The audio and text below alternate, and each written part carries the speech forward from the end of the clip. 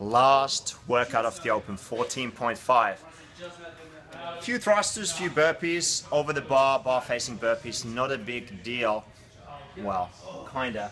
Now, in a sense, there's not much to say about this. It's the pure test of your work capacity. Can you keep moving throughout the whole thing? But we're gonna break it down a little bit, give you some tips anyway.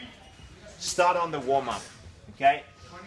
Obviously, you guys should know this. Your heart rate needs to be high. It might be a bike, it might be an air-down, it might be a rower, whatever you want to do to get that heart rate high. Don't go a long, extensive effort. Get a couple minutes, maybe up to 5 minutes steady state in, and then you're gonna hit some short intervals, maybe 15 seconds on, 15 off, 30, 30. The lower the duration, the higher the intensity, so you can build from 30s to 15s. Make sure your heart rate is really high. You wanna make sure you're hot and sweaty before you go after this. Then, 27 squats. If you guys been watching, and you should have, we got all these different foot positions: neutral, toes out, toes in, wide, narrow, one foot forward, the other foot forward. Make sure you hit the whole 27 squats. At that point, you're also gonna hit your mob prep, so we're gonna go through that in a different video, you can check it out. The burpee thruster practice, it's really important that you make sure that you feel comfortable with these movements, especially for the burpee, the footwork. It's going to be key. So you want to make sure that you're nice and hot in those. Ramp up the load a little bit on the thruster. For most of you, 95 pounds is no big deal, so you don't need to ramp up extensively, but make sure you're ready. Now, I recommend you do 3 rounds of 3 thrusters, 3 burpees, just to feel the transition, handle the dropping of the weight, where's the bar going to go, how you're going to get over the bar on the burpee. Practice that and do 2 of those, okay? 2 of those, have a little break, and then you're ready to go, okay? The goal is not to fatigue, but you want to be just hot, sweaty, know the movement. For the mob, we're gonna go through some hip stuff, especially flexion of the hip for the burpee. Make sure that you're ready for that squat. The ankle mob, just in case you have stiff ankles, the thruster is gonna be sucky. And then shoulders, we need to make sure that the front rack and the overhead are nice and checked. And then upper back, just a little piece on the thoracic spine too. For the setup in this one, it's 1 barbell and you have to go over it. Like, how many different ways can you set it up? Just make sure you have even floor. Some gyms, some gyms don't have even floor, so make sure the bar is not rolling away from you. And then plate selection. Don't have your bounciest plates on the bar. Something that's gonna just drop down and die off. Now, to the movements. On the thruster, a couple simple tips. Stance. Wider stance allows you to bounce off from the hips. Narrow stance, it's going to be more bouncing off from your knees. So you might want to have a little wider stance on this workout, just like we saw on the wall balls on the 14.4. Grip wise, there's not much to be said about that, but if you're stiff overhead, that little wider grip is going to give you the clearance to get the rep. And if you go in this little habit here of hands too close, it's going to be sucky. So make sure your hands are at least outside the shoulders. I mean, you guys should know this, but hands outside the shoulders. And if you need to, go wider to get that overhead clearance.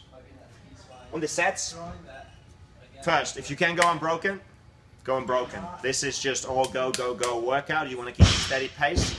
So go unbroken if you can.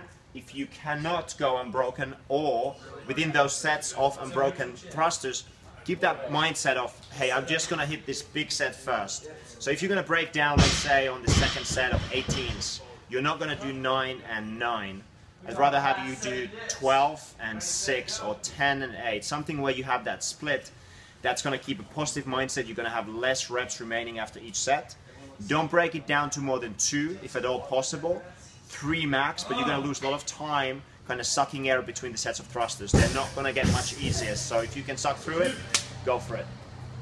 Now, on the burpees, simple things, footwork, least amount of steps possible. So one thing we tried that was pretty nice is as you jump over the bar, just have a quick turnaround. So you jumped on the other side. If you didn't do the in-air turn, the 180, you can do that if you can handle it. Just step, and you're ready to go. You can even step into it and have a longer step and go straight on your belly. At some point, for most of us, we're not going to jump up on the burpee. We're going to have to step up. So that long step in, straight from the jump, is going to help you. What you want to do is not to have a little foot thing going on every single time. The same thing as you come up from the burpee. If you can just jump over, go for it. If you need to approach the bar, that's 1, 2, go, and straight over the bar. Don't hesitate at that point. You want to keep moving, okay? That's the next tip, guys. Keep the momentum going.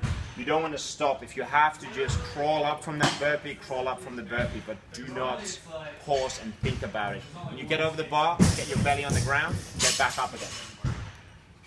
Little tip, this from Carl, you should check out his prep video anyway, Carl Polly from Gymnastics Squad.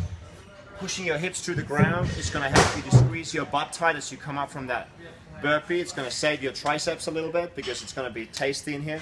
And also it's going to keep a better position for your spine, so it's not going to suck tomorrow when you overextended your spine on all the burpees.